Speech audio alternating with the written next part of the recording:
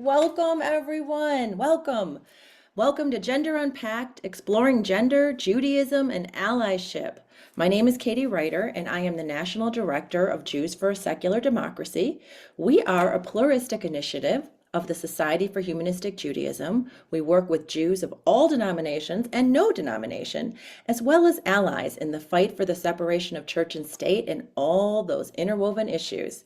I want to give a special shout out to Keshet, who is co-hosting tonight's webinar with us. We are thrilled and honored to be working with them on this important project. We also want to thank all of our co-sponsors of tonight's webinar, including the Jewish Women's Foundation of Greater Pittsburgh, Secular Humanist Jewish Circle of Tucson, Society for Humanistic Judaism, or DOM Congregation of Phoenix, Jewish Community Action, the Workers Circle College Network, Temple Israel Orlando, Beth Adam of Florida, the Rabbi Joseph H. Gumbiner Community Action Project of Tucson, and NCJW of Greater Pittsburgh. Thank you for joining us in this. We believe tonight's conversation is urgent and highly relevant to what's happening in our country right now, especially the attacks on LGBTQ+ rights under the false guise of religious freedom. True religious freedom respects and honors everyone's faith and beliefs, humanistic, secular, whatever you believe. Tonight, I will be talking with Rabbi Micah Buck of Keshet for about 30 minutes, and then we'll open up the discussion to all of you. Please use the Q&A box for your questions, and please keep them respectful and relevant to the subject at hand. And now, it is my great pleasure to introduce Rabbi Micah Buck, Keshet's Director of Education and Training, where he supports organizations across the spectrum of Jewish life to build communities in which the LGBTQ+ Jews and our families can thrive. Before Keshet, Micah had the position of Coordinator of Community Chaplaincy with the Jewish Family and Children's Services of St. Louis, where they provided personalized support, connection, and meaningful programming for individuals throughout the St. Louis community. His work took him to hospitals, nursing care facilities, private residences, and many unexpected places. Micah has a BA in Jewish, Islamic, and Near Eastern Studies from Washington University in St. Louis, and an MA in Talmud and Rabbinic Literature and Rabbinic Ordination from the Jewish Theological Seminary. Throughout his career, Micah has advocated and educated for LGBTQ+ belonging, leading trainings and consultations within his local community and the broader Jewish community nationwide. In their free time, Micah is likely either cooking or baking. Please join me in welcoming Rabbi Micah Buck. Rabbi Buck, I am going to just start with the basics. When we first scheduled this webinar, you and I talked, and we thought, let's just start really with questions that we're both seeing and getting. Starting with, what is gender? And how is it different from sex and sexual orientation? So those are fantastic questions. And those are questions that I think are often being presented and asked in ways that make it a lot harder to grab an understanding of what it is that we're talking about when we say gender, when we say biology, when we say social identity, and has become really a part of the discourse and conversation about the trans community. And so I want to break it down a little bit for you. I'm going to go ahead. I'm a visual learner. So for this portion, I have a couple of visuals that I want to show, which I am going to bring up right now. Boom, here we go. And I've moved them. Are you seeing them in slideshow mode now? Yep, that looks great. Perfect. Okay. And by the way, for folks who are here with us, if you want to get a little bit more information about this, and you scan that QR code, it'll take you to a larger terms and definitions sheet on our website. But when we talk about the LGBTQ+ community, we're usually talking about identities that land in some combination of three separate but related axes. So up at the top, I'm using a triangle just sort of as shorthand for what it means that we're talking about three separate but related axes. Up at the top, you see the word sex, referring to ways that people, usually in a medical position of authority, categorize the bodies that people are living in or are born with. Related to that, but actually separate and not caused or determined by, is the concept of gender or gender identity, which is really an internally held sense of self that usually exists in some sort of relationship to a social or cultural setting. And the third axis, separate from any of those, is sexual orientation, a pattern of whether and how and to whom a person experiences physical and or romantic attraction. Now, these three different axes, the identities we hold on the different points on this triangle or along these axes, they don't determine or cause one another. They don't have a one-to-one connection with one another. But of course, because we are whole people all the time, these identities, along with all the other identities we bring to the table, definitely color and impact and relate to one another as we go through our day-to-day lives. When we talk about sex, I think it's really important that we remember that biology exists on a spectrum and categories are assigned and defined by people. So another way of thinking about it is that sex, in terms of categorization of the bodies that we live in, is not binary. There's a graph on the left side here. I always have to check my left, your right, that shows two and only two options, female, male. Everything in the female column is 1 point on the graph, and everything on that male column is 1 point on the graph. That's not really how human biology works. It's more like this graph on my right, your left, that says bimodal. There are statistical commonalities. There are arrangements of being embodied that are far more common or far less common, but it's like a double bell curve. And somewhere along each of the high points of that double curve, people decide, let's put lines here.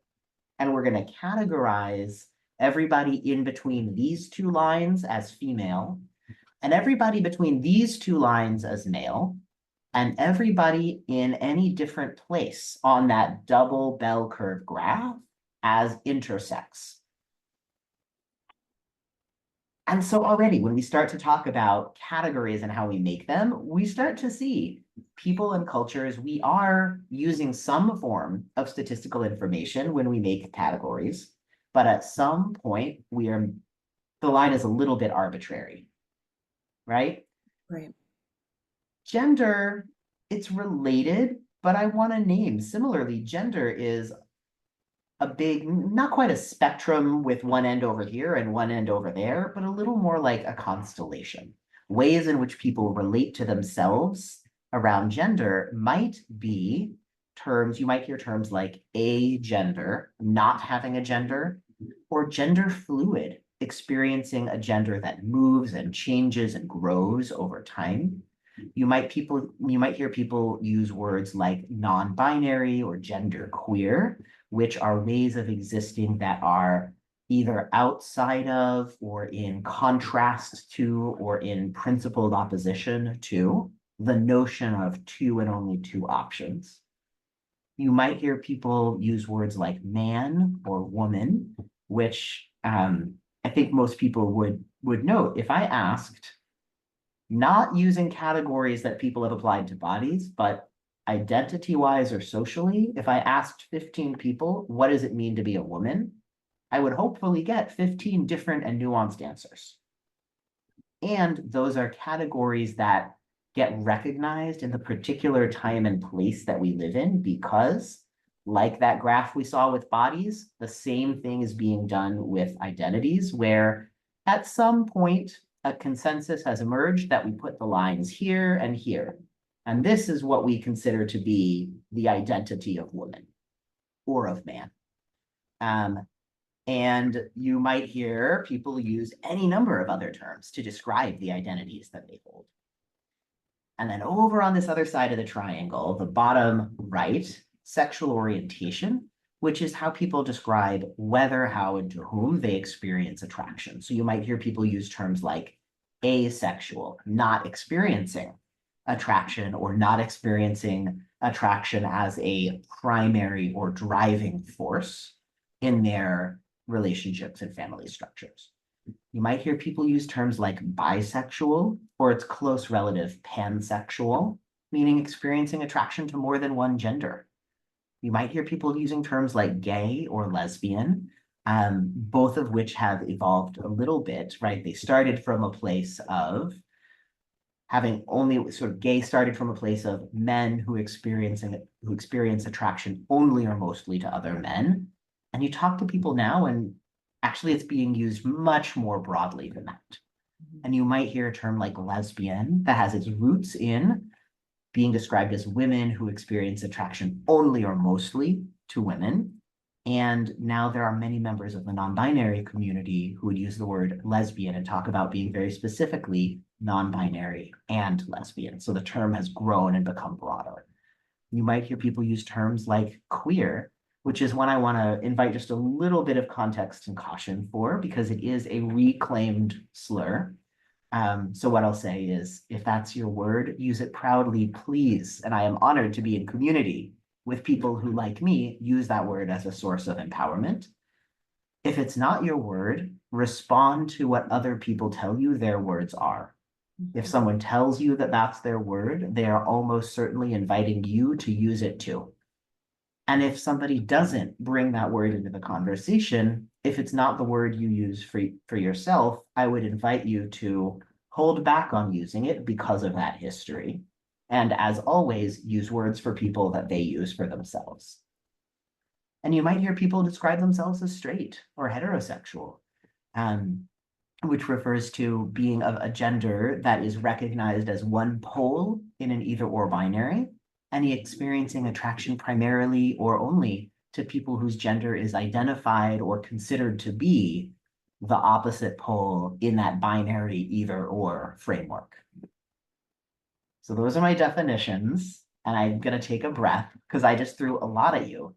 You I think did. it's really helpful to hold on to them, and you can use that QR code if you want to see them in more detail for yourselves. Thank you. That was fantastic. I want to expand on that. How do you think gender identity develops? I mean, what do we know from science, psychology, from our own lived experiences? And I guess along those same lines, can you address some of the common myths and misinformation about gender identity?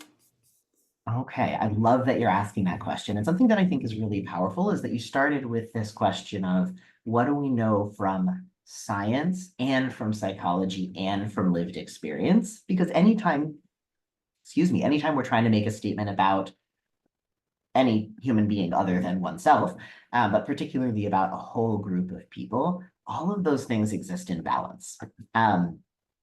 So a metaphor that I like to use, I am going to start by saying every metaphor is a little bit imperfect. This is one that I think works fairly well. It's a little bit like asking the question, how do we know whether a child is right-handed, left-handed, or ambidextrous? Mm, By which I mean, we don't have a practice whereby at the moment of birth or before a child is born, we're able to run one simple test, have the answer, and arrange that child's life for them with that knowledge already ingrained. But actually, it's knowledge that emerges over time. As each of us learns how to use our bodies, we might learn which hand or hands we prefer and how they work. And the adults in our lives are observing our behavior and our communication to understand that about us. So it's not something that we can swoop in and determine from on high for somebody else. But at the same time, it's very, very real. And I'm going to take the metaphor one more step for you all before I let it go, which is that also there have been a lot of times and places and cultures in history where communities have decided right-handed is the correct way to be. Left-handedness is wrong. We're going to change it for you or judge you by how you use your right hand, or not even give the possibility that left-handedness is an option, right? I love to read my kids' biographies, reading Ruth Bader Ginsburg's. So to give us some context, in fourth grade, Ruth Bader Ginsburg was failed in handwriting class because she was left-handed. and her right-handed handwriting wasn't up to par. And it was an act of true rebellion to say, you know what? I can write with this hand. And that's worthy and of dignity. So that's the analogy piece. Okay. A minute to see the Love that chat. analogy. It's a helpful one. And I want to name also gender is more complicated than handedness. And everybody has their own timeline for how they learn and experience their own gender. And we're in a moment where access to possibility models, in other words, being aware that one's gender could be anything, access to that information is growing more and more possible. At the same time that access to active misinformation is growing more and more prevalent. And that's just a very different dynamic in which to grow up and to develop a sense of self-awareness. I have two other things I want to say. I'm looking at our time marks, and I Oh, think that's okay. Go. This is really interesting. I have time to say like two of them. And so what I think of is, and I'm going to bring up my visual again. Here it is. I'm going to bring it to slideshow mode so it's a little bit bigger. And gender follows a lot of the same patterns of psychosocial development, that at different ages, there tend to be core questions that are developmentally typical to be wrestling with. From infancy being about trust versus mistrust, into autonomy versus doubt, or initiative and guilt, all the way through our lives. And gender and this question of who am I is a really fundamental question kind of all through life. And that the way in which in adolescence we are all answering questions of who am I as I come into myself, and what does it mean to be able to move from either or to both and, which is again, typically, but not always or only happening at that age. That is often a really critical developmental moment for people around gender. And that we are visiting and revisiting gender identity at a lot of different phases in our life. And I hope and I believe that what it means, for example, to me now to be a man at almost 40, well, that feels a whole lot different than it did at 20. And I hope that it'll feel different at 60 and at 80 and all the numbers in between. Now I'm going to pass it back to you. Yeah, yeah. So I wanna bring our Jewish traditions in. Can you speak to what Jewish teachings, Jewish history have to say about gender identity and diversity? And then I wanna add to that, why is it important for the Jewish community, for all of us here, for our friends, for our family, to understand what gender is? And I guess given especially that today things are becoming so politicized. Yeah, absolutely. One thing I want to acknowledge that when we say, what does Judaism say about a question, we are asking about a thousands of year old, actively evolving culture, civilization, and tradition. So when someone starts with, this is what I want to understand, you can pick your verses to prove a number of different points. So I don't want to say that I have a claim to the only and all-encompassing interpretation of monolithic Judaism. What I do want to say is this. The Jewish tradition, our more ancient texts don't use the same language that we use today to talk about what identity is. So there's a little bit of a gap. And if we look at ancient Jewish texts, we can see that there has consistently been the representation of people who we would today consider gender diverse. So for example, Jewish legal texts dating back to the 2nd century they're conflating the idea of sex and gender, but they outline somewhere between 4, 6, and 8 different ways that they might think about people and how people navigate a world that is also often binary, either or.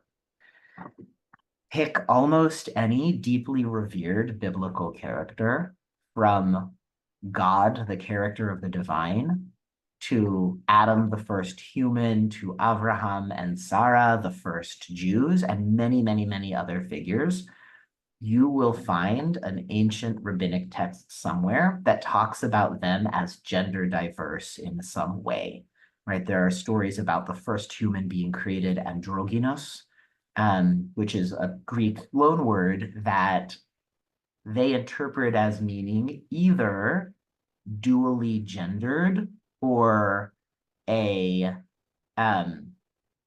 gender that is considered, they use the phrase bria b'fiatzma, a creation unto itself.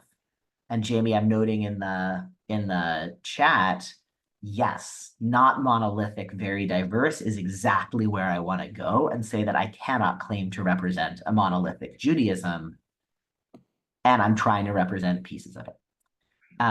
Now, more than that, more than can we find evidence of ancestry in Jewish texts and evidence of ancestry being treated with honor and dignity in Jewish text, we have so many Jewish texts that do present themselves as authoritative, that talk about how do we treat people and what is the relationship between force and authority and inherent dignity.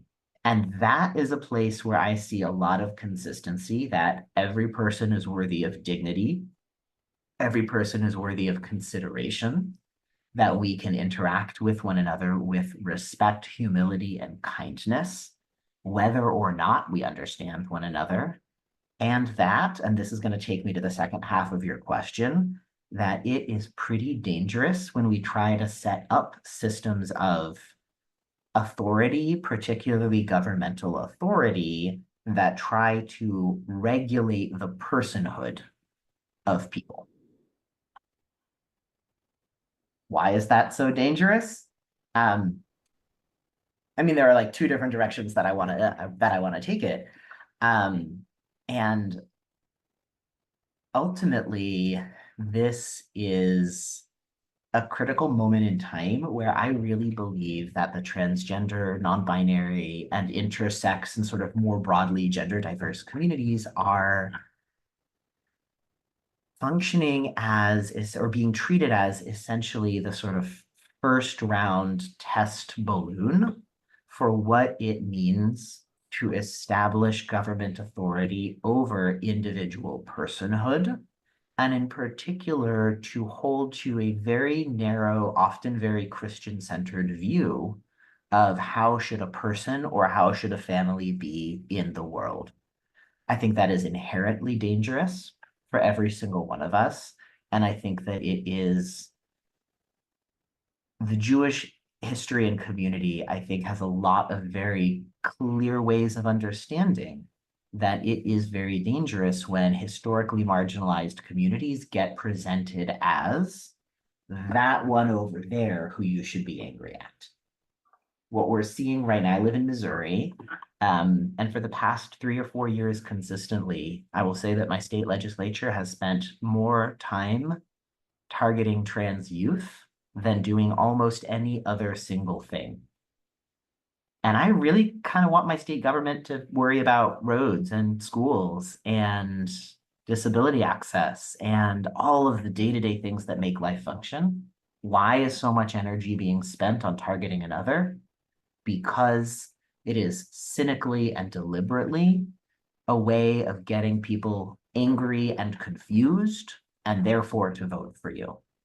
And I do not think that it is safe to build a world in which power is based on who can make people feel more angry and confused in order to get the vote. Yeah, no, I actually was going to ask you about the use of fear and misinformation, and I think you really just answered it. The authoritarian playbook. So I'm gonna move on. I want to ask you why, and it's related to what you just said. Why do you think the Jewish community in particular should be stepping up right now to support the gender nonconforming community? And by stepping up, what does that look like? Because I don't always know, and I think many people here don't always know. And what does it mean to be an ally? How can we be allies? What can we do? Yeah, absolutely. Absolutely. So first and foremost, why should the Jewish community be a core part of that work?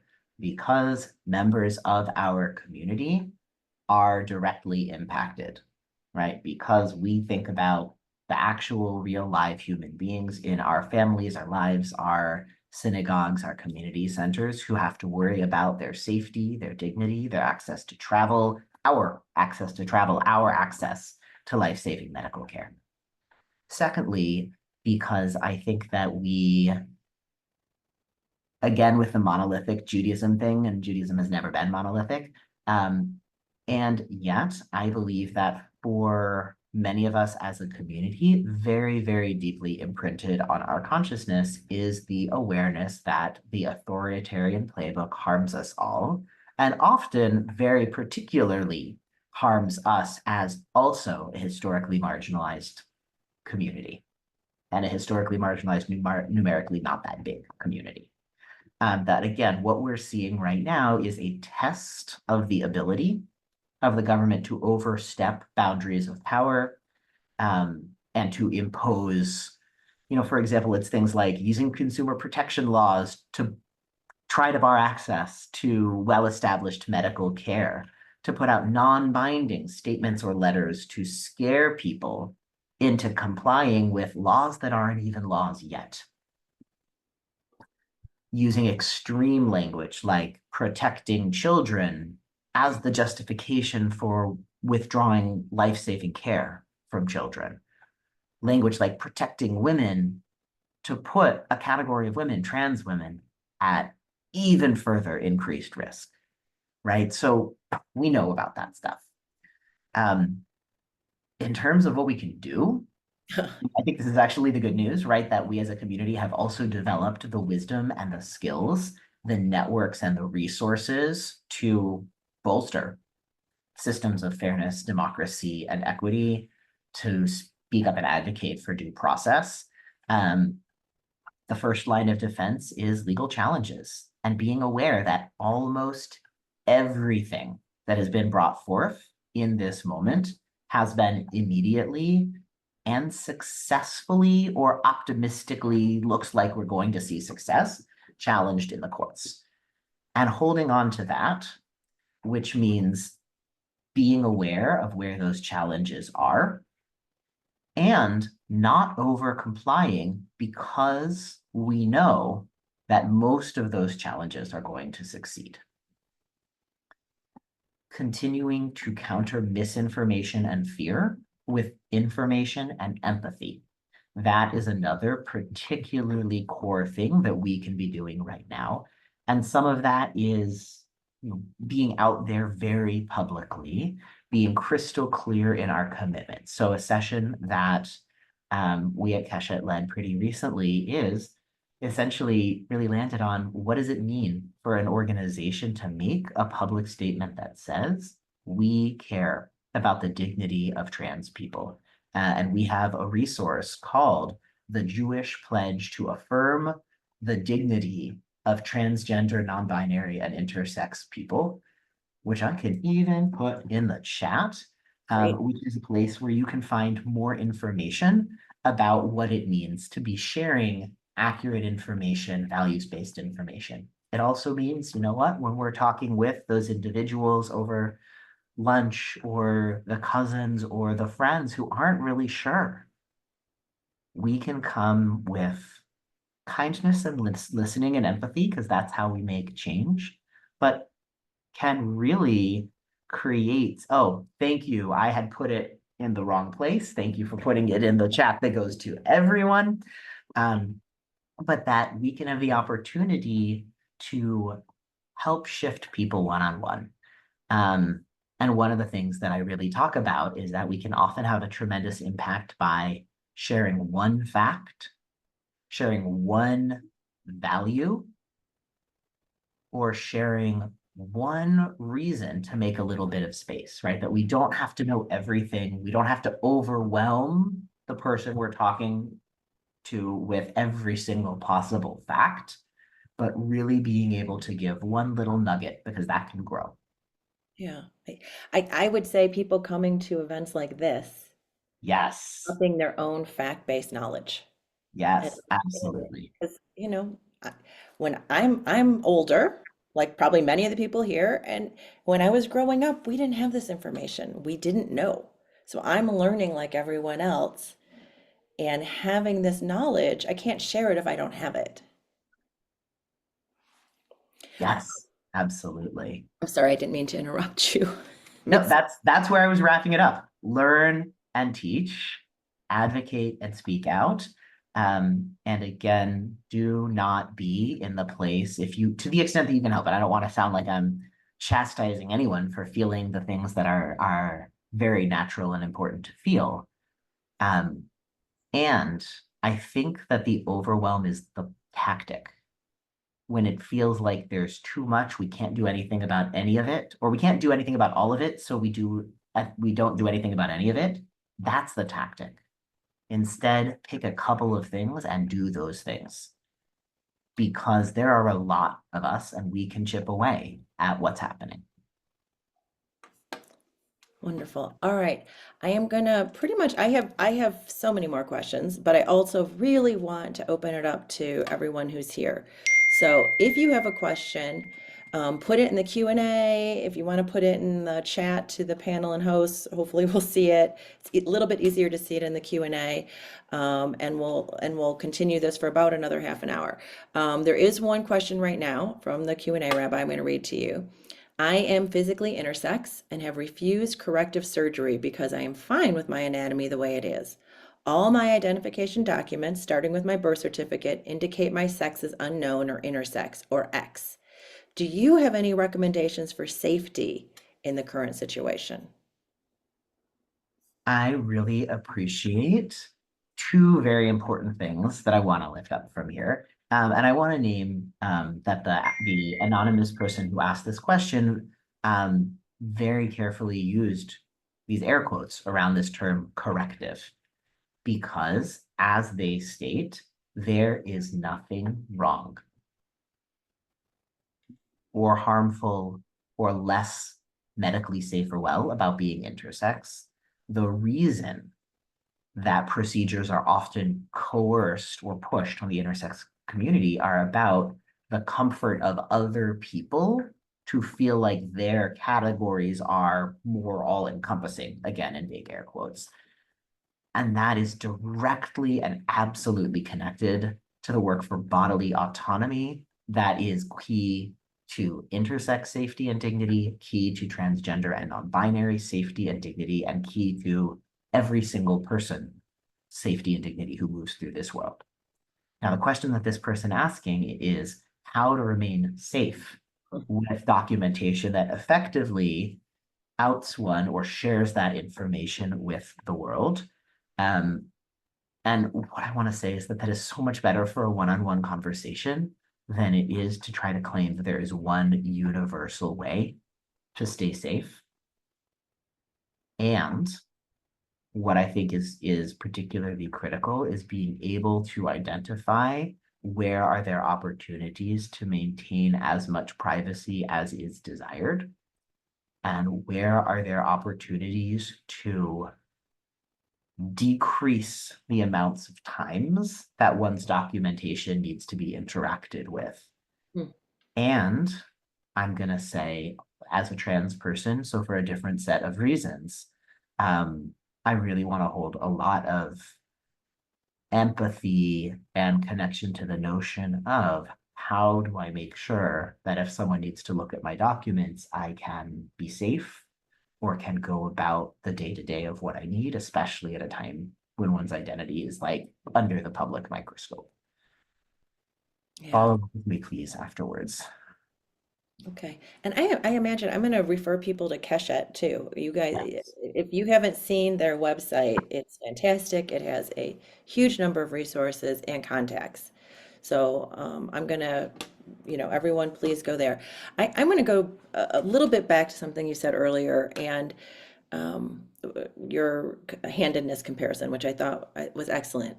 Because I have had over the past year, we do a lot of work on LGBTQ plus rights. I've had some people ask me questions and coming from a very wanting to be supportive place, but a really not understanding. someone in Mhm. their family is transitioning, a niece, a nephew, a child. And so I've had many people ask me a question, and I think I'm not the necessarily the person who can answer it, but I'm hoping maybe you can address it a little bit, is how do you think young kids or teenagers know their own gender? Do you think people can be too young to make that kind of decision? And I've had people ask me, is it possible that social media, popular culture is influencing gender identification? Those are really common questions that we hear a lot. Um, I think what can be helpful is to think about how those questions show up in cases where we're not asking about an identity or a component of selfhood that is being highly politicized.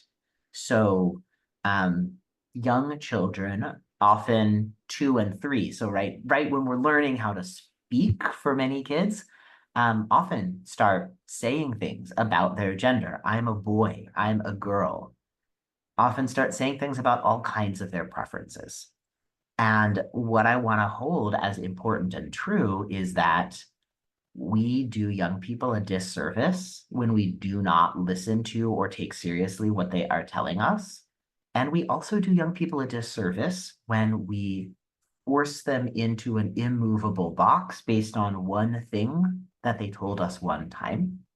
And what I think is the approach that feels really important to me is listen to young people as telling you their truth as people who are the only experts on their own internal experience and who, like all of us at all ages, also get to continue to grow.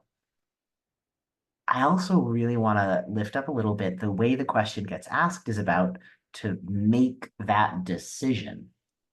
And what I would say is also wonder what sort of decision are we imagining that a young person is making if they say, this is who I am into the world? The decision that they're making is, can I be vulnerable and authentic with the people who tell me they love me? That's the thing that's a decision.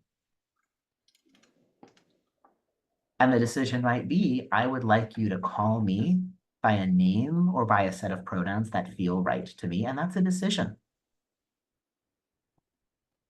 And there isn't actually harm that is ever done by saying, yes, I will call you what you tell me to call you. And there is harm, even if that grows and changes over the course of a lifetime. But there is harm done, and especially in a critical developmental moment, if someone says, I choose to be vulnerable and authentic with the people who tell me they love me, and I am met with, no, you're wrong.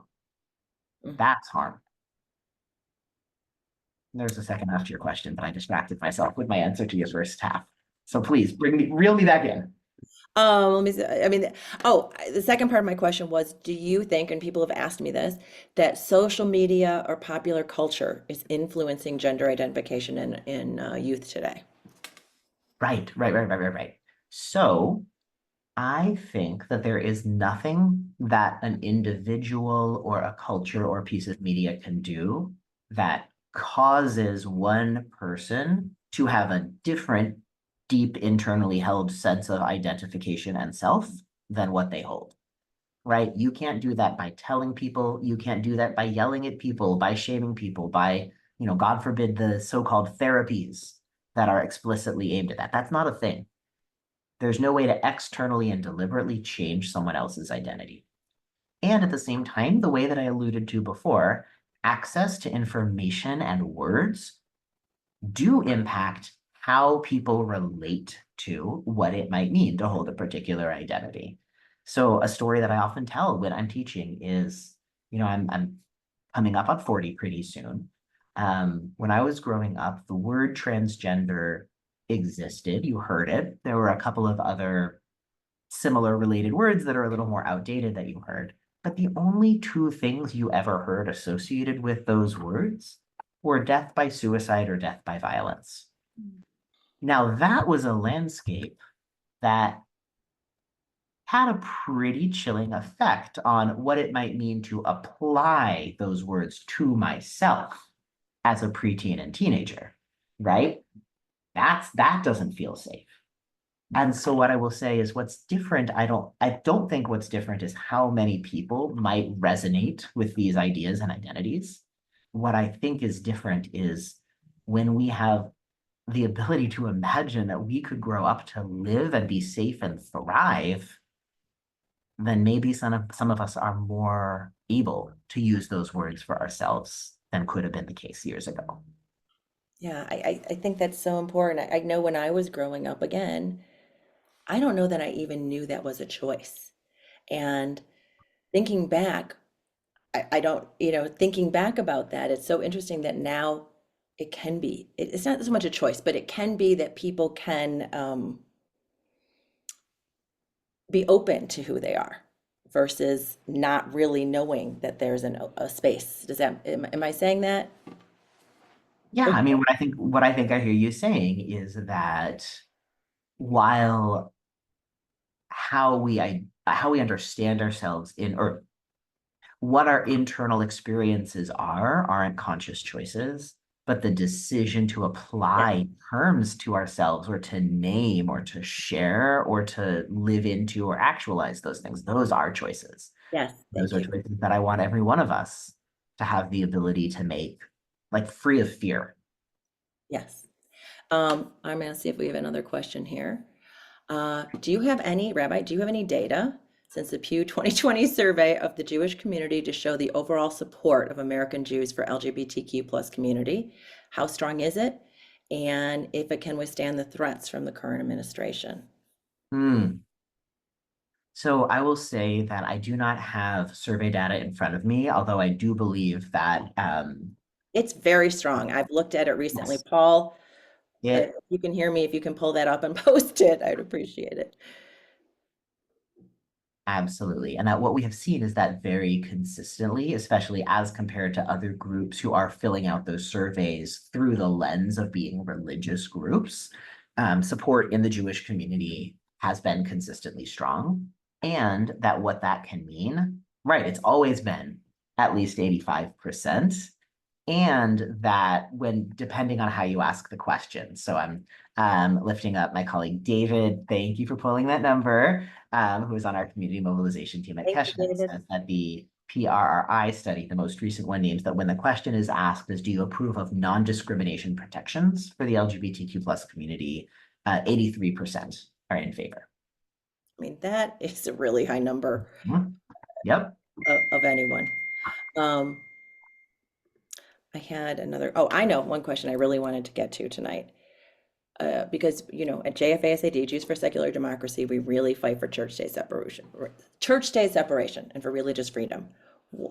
How do you think gender identity and anti-LGBTQ discriminatory policies connect to religious freedom? Mm, What's mm. the overlap there? Oh my gosh, so much. And like, how do I distill that down to What's two the sentences? little overlap there? Yeah. Right.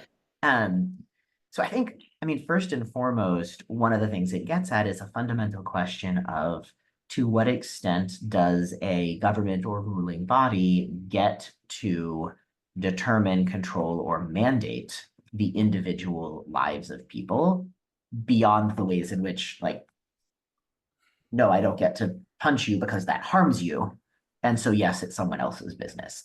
Um, I think also, particularly when we talk about the organizations that are taking these paths, there is a often implicit and often explicit connection that is being made between the ways in which the LGBTQ plus and especially the trans community are targeted and ways in which the Jewish community is targeted, in the sense of there's this sort of very, very narrow vision of an America that is Christian, that is white, that is straight, that is in nuclear reproducing families, that is this whole list that is able-bodied and neurotypical, right? There's this whole narrow list of what it means to be a person.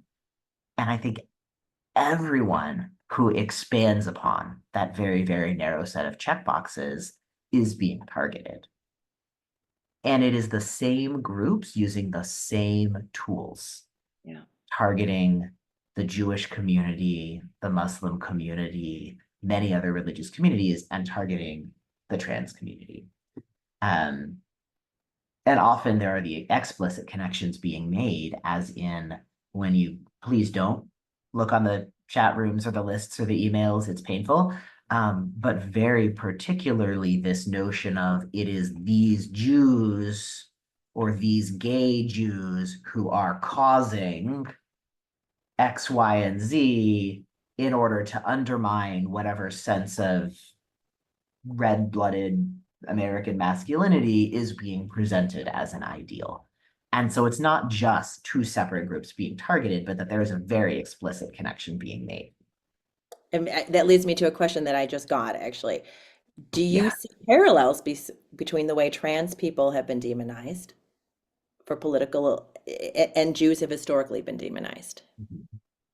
So what I've been saying, because this is how I analyze it right now, is that what we are encountering right now is a very typical authoritarian playbook, right? Use fear, find a marginalized group, especially one that there's a lot of misinformation about, present that group as an other who threatens the safety of your voting body, and then start using those things to edge people out of public life and safety and to silence dissent. So, yes, I see parallels. The way that I see those parallels, I'd say, unites and connects Jewish experiences of that with many, many, many other experiences at many, many, many times and places. And I also want to be really clear-eyed about where we are and where we're not. So I have a colleague, Rabbi Daniel Bogard, who taught me the concept and the phrase that's really been resonating with me, which is not every 1936, 1938, 1939 becomes a 1942. Do not panic. But it is also true that every 1942 was preceded by a 1933, 36, and 39. So the sense of, I believe that we are at a moment where the stakes are about as high as they get, and we are at a moment where there is possibility for action, for work, for change. And it's critical that we take this moment to say, every single one of us is deserving of dignity and safety, and we will not accept this harmful targeting of any population in our community. Oh, thank you. That was really well said. I want to bring it back to the individual, to everybody watching here. I know that everybody who came here and is watching this right now wants to be respectful and inclusive, but we all mess up. We all mess up at times and we say the wrong thing. So, what do we do when we mess up, when we misgender someone, when we use the wrong pronoun? How can we be better allies in that way? What? Yeah, I mean, that's such an important question. The first thing that I will say is interpersonal relationships are messy. Like, aside from even the specific examples that you gave that touch on identity and gender, being two human beings establishing friendship, professional relationship, connection, whatever it is, there are going to be moments where one of us says or does something that causes hurt to the other. And we can and do and have practice in noticing, apologizing, and learning. And that actually relationships do grow deeper and stronger when we are able to do those things. The ideal for being a person in the world is not error-free or conflict-free, but compassionate and able to listen and grow with one another. Now, one thing that I'll say that is particular and specific when identity questions, and particularly identities that are sort of positioned as the norm and identities that are positioned as historically marginalized come to play, is that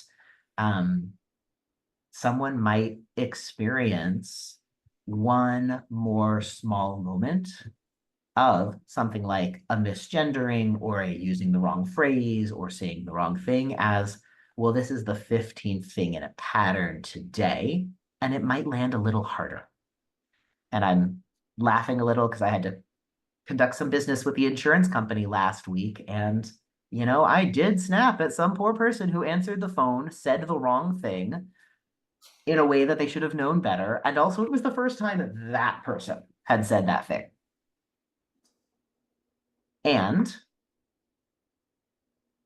that doesn't mean that, the person who says the one thing that moment is somehow bad or evil or wrong or hurtful or harmful. But I would encourage like taking a beat before you respond and making the sort of apology and repair clear, simple, and not about the like, here's the other temptation that comes. And I have also felt this one, especially in those moments when I'm catching myself messing it up or getting a person's pronoun wrong. I want to really make sure that they know how much I didn't mean it. And what I have to rein in is that's actually about me and my desire. What that person might need is, I'm sorry, and then to be able to move on with the actual conversation that we're having. Because they're not there to make every moment, right? In the example I gave, I was using she, right? Is not there to make every moment a teaching moment about gender or about how I feel about the other person's gender. So keep it short, sweet, simple, and do your best to learn. One of the things that I do, if I find especially that I'm getting stuck on somebody's pronouns consistently, is I'll actually look in the mirror when I do this and narrate for myself, a few sentences or a little story about that person actively using the correct set of pronouns. And better still, if it's a series of compliments, because I find that those will stick better in my brain and and doing it out loud in the mirror, because when my actual muscle memory starts to kick in, that's when I'm going to get better at it. Oh, I think that's a great idea. I want to go back to Judaism a little bit. And I know And we're a very diverse community, but, and I've had this question as well from some people. What do I say to someone who belongs to my congregation or in my family who thinks that being transgender or gender fluid goes against Judaism? And you kind of already answered this. I have a thought of what you're going to say, but it's such an important question. yeah, I mean, I think I have 3 or 4 in my back pocket things that I really want to use what I understand and know about that person and my connection and relationship with them. Are they interested in learning about trans Jewish texts that exist? Are they interested in dispelling, there's this one verse in the book of Deuteronomy. It says the thing about clothes and, women not marrying men's clothes and vice versa, and talk about actually there's a commentary that says using clothing specifically for a purpose of deception to gain access to someone has nothing to do with identity. And it doesn't say anything about that trans man wearing man's clothes or that non-binary person wearing clothes that are authentic to them. There might be a different person who what they need to hear is, I hear that you're struggling with what the tradition teaches about that person's internal experience. That's fine. Can I talk to you about what the tradition teaches about how we treat people? Mm, And that's a very different question to ask that gets us to a different place. yeah, no, I'm really there. But those are 2 paths we might take. I think that's awesome. We only have like 4 minutes left, and we like to end all our webinars with calls to action. So Yes. I have two final questions for you. First, what would you like everyone who is with us today or watching this video later to take away from our discussion? And second, what is one action step you hope everyone could take coming out of this webinar? Absolutely.